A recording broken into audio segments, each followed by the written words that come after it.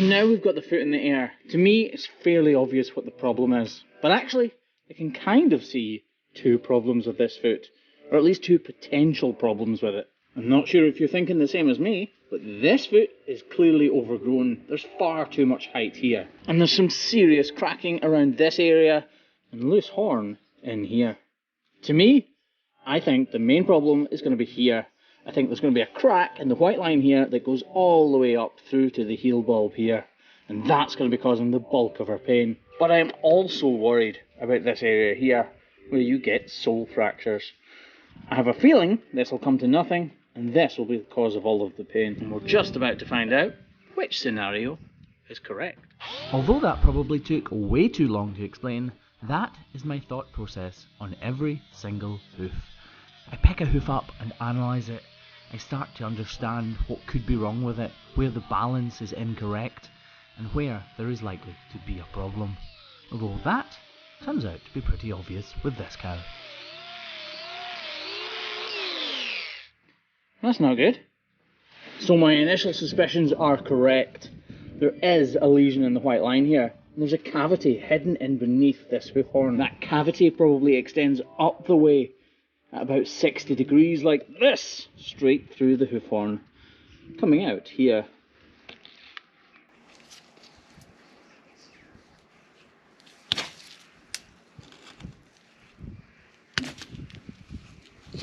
These feet are extremely hard because these cows live outside for most of the year. Not 100% because they come inside. That's not good. Okay, that caught me by surprise.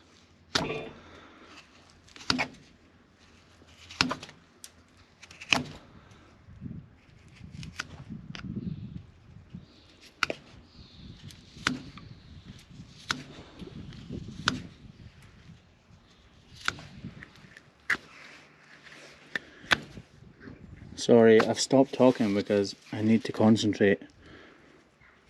And although I love making videos, I'm afraid the cow comes first.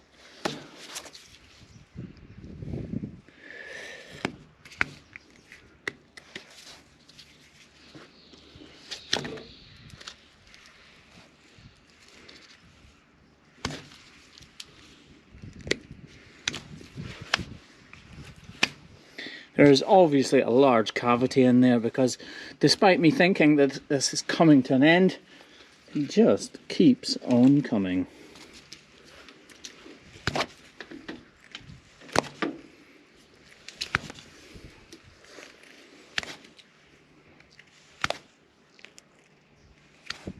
Now I can't get impatient in these circumstances.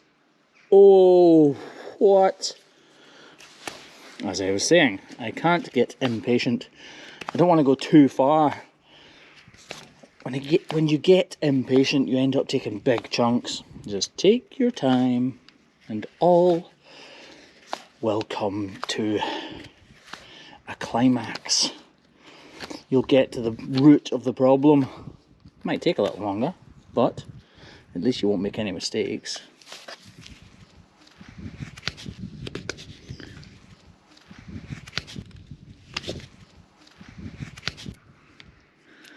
So I know I'm close to the corium right now. I know I'm millimetres away from it, in fact.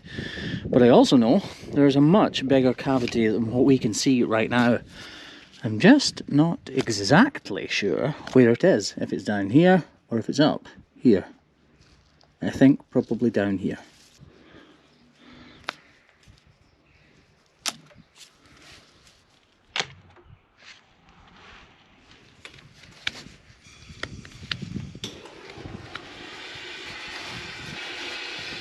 So that is not connected.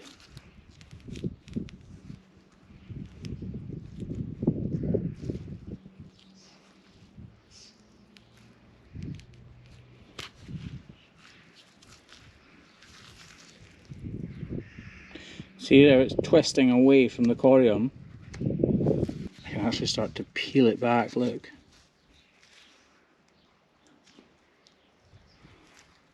There is the cavity I've been searching for.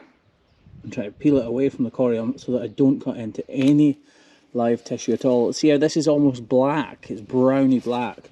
So yes, there is some of the red stuff in it, but that is within the cavity itself. And this is all still disconnected. Look, see if I lift it. Oh. If I dab it, it's not actually bleeding.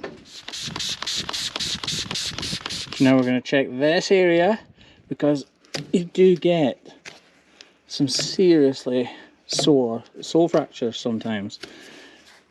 And this looks like that's exactly what it's been at one point.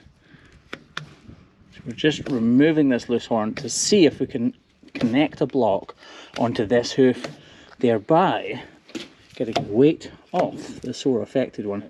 That has clearly been sore at one point, but it's obviously completely healed. We're going to trim all of this up. We're going to make sure it's level, which will actually lower it, which isn't great. But we need a level playing field, or level sole in this case, to attach the block. If there's undulations underneath that, it means there will be bumps and undulations.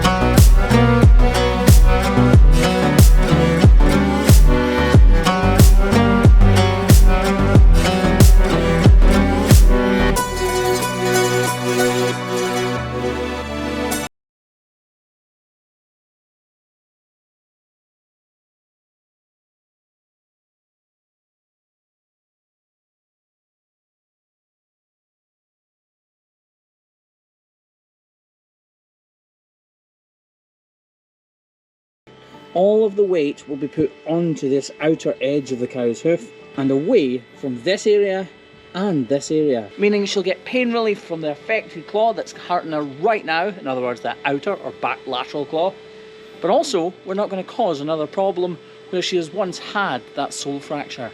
We just need to give it a good amount of time to harden. We're not wrapping this, by the way, because these cows, like I said, are outside and it's lovely and clean, fresh grass, which is good for problems like this. It doesn't have dermatitis or anything like that we need to kill, so fresh air and a bit of iodine will do wonders for this little cow's foot.